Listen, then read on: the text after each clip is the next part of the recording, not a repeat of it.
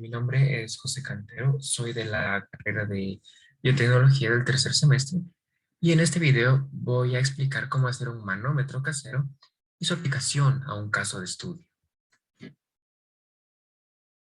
Ya, primero debemos saber qué es un manómetro. Entonces, este es un instrumento que se usa para medir la presión de fluidos. Cuando digo fluidos me refiero tanto a líquidos como a gases. Pero en este caso me voy a enfocar en el manómetro de Torricelli, que es uno que mide la presión de gases en recipientes cerrados. Entonces, ¿cómo funciona un manómetro? Bueno, primeramente este se conforma de varias partes, como podemos ver aquí. Este se conforma de un recipiente cerrado, que en este caso es un globo, que se encuentra conectado a un tubo, en un tubo hueco, porque la parte de acá arriba debería estar abierta. Y pues este, como digo, se conecta a un tubo y este contiene un líquido dentro de sí. Entonces, ¿cómo funciona? El gas que se encuentra en este globo viaja por el tubo y empuja el líquido. Como se puede ver, existe una diferencia de altura. Y esto que nos da a entender que este gas ejerce una presión mayor a la presión atmosférica. Por eso es que puede empujar el líquido y existe esta diferencia de altura.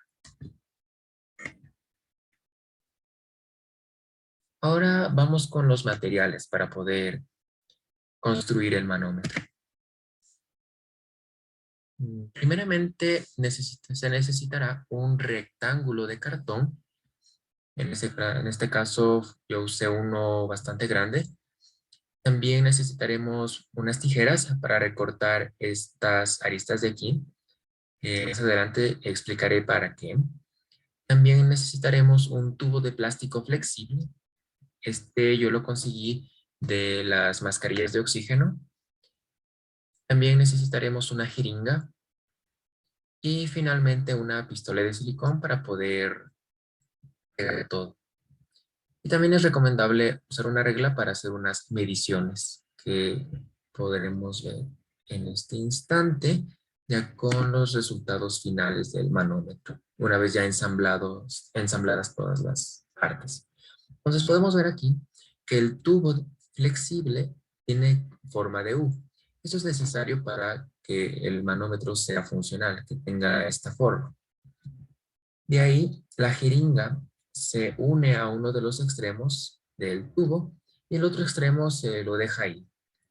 Tiene que estar en contacto con el aire, con la presión atmosférica. También es necesario llenar este tubo con cierta cantidad de agua y también es recomendable que tenga cierto color para que pueda diferenciarse. Entonces, como se puede ver aquí, este está al mismo nivel. Este nivel de agua está al mismo nivel, en este caso es cero. Y también preferiblemente se debería realizar estas mediciones para poder sacar la altura que vamos a necesitar para los cálculos. De ahí, con respecto a las aristas que eran necesarias recortar en un principio, es para que en la parte de atrás se las coloque y pueda sostener todo el manómetro. Ahora vamos con el caso de estudio. Bueno, antes de pasar con el caso, voy a hacer un recorrido por las fórmulas que vamos a necesitar para poder realizar los cálculos.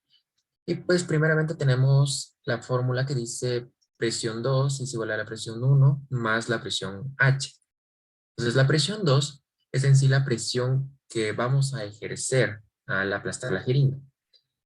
La presión 1 es la presión atmosférica y la presión H es la presión hidrostática.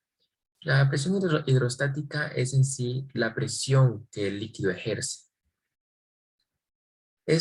Para poder sacar esta presión, también existe otra fórmula que dice que la presión hidrostática es igual a la densidad del fluido por la gravedad y por la diferencia de altura.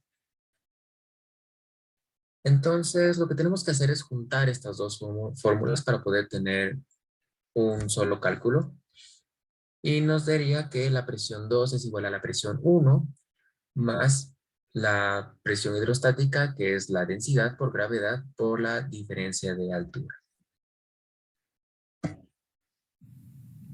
Ahora que ya tenemos nuestro manómetro construido y conocemos la teoría que hay detrás de él, procederé a ponerlo en práctica, en un caso de estudio. Lo que tenemos que tomar en cuenta como primer punto es que en ambos puntos, tanto en el punto A como en el punto B, se encuentran a la misma altura. ¿Qué quiere decir esto? Que ambos puntos tienen la misma presión. ¿Y cuál es esa presión? Es la presión atmosférica. Sin embargo, si yo causo una perturbación en el sistema al apretar la jeringa, podemos ver que tanto el punto A como en el punto B cambian de altura. Y de este sistema podemos sacar un dato, que es la altura, que lo usaremos en los próximos cálculos. Ya, bien, como se dijo en el video, existe un cambio de altura cuando se genera una perturbación en este sistema. Entonces, como podemos ver, el punto A viaja hasta unos 12 centímetros y el punto B igual, unos 12 centímetros, pero para arriba. Entonces, ¿cómo sacamos la altura de este sistema? Simplemente tenemos que sumar los dos datos. 12 más 12 nos daría una altura de 24 centímetros en este caso. Entonces, ahora vamos a recopilar los datos que son necesarios para nuestros cálculos. Entonces, primero tenemos la presión 1. La presión 1 había dicho que es la presión atmosférica. Entonces, en este caso vamos a medirla en pascales y sería una medida de 101.325 pascales. Ahora con la altura, como había dicho antes, sacamos que tenía 24 centímetros, sin embargo es necesario convertirla a metros, por lo que nos quedaría, tendríamos una altura de 0.24 metros. De ahí también tenemos la densidad, que en nuestro caso como se usó agua, con un poco de colorante, vendría siendo una densidad de 1000 kilogramos sobre metro cúbico. De ahí tenemos la gravedad, que es un dato universal, sería de 9.8 metros sobre segundo al cuadrado. Y ya con estos datos, lo que vendríamos a estar buscando es la presión hidrostática y la presión 2, que es la que se ejerce con la jeringa. Ya. Primero vamos a sacar la presión hidrostática. Entonces, recopilando una de las fórmulas, nos decía que la presión hidrostática es igual a la densidad por la gravedad por la variación de altura. Entonces, la densidad sería 1000 kilogramos sobre metro cúbico por 9,8 metros sobre segundo al cuadrado, que es nuestra gravedad, y por la variación de altura, que es 0,24 metros. Ya al realizar todos estos cálculos, esta multiplicación, nos daría un dato de 2352 kilogramos sobre metro por segundo al cuadrado. Y estas unidades representan un pascal, por lo que igual nos quedaría el mismo número, solo que ya con pascales. Ahora, ya una vez que hayamos sacado esta presión hidrostática y queramos saber la presión que se ejerció al apretar la jeringa, simplemente se tiene que sumar con la presión atmosférica. Entonces, si recordamos, la presión atmosférica sería 101.325 pascales más 2.352 pascales, que fue de la presión hidrostática que se sacó hace un momento. Y al realizar esta suma nos daría una presión de 103.677 pascales. Entonces, se puede concluir que la presión que se ejerció en el sistema fue de 103.677 pascales. Bueno, eso es todo por hoy y muchas gracias por su atención.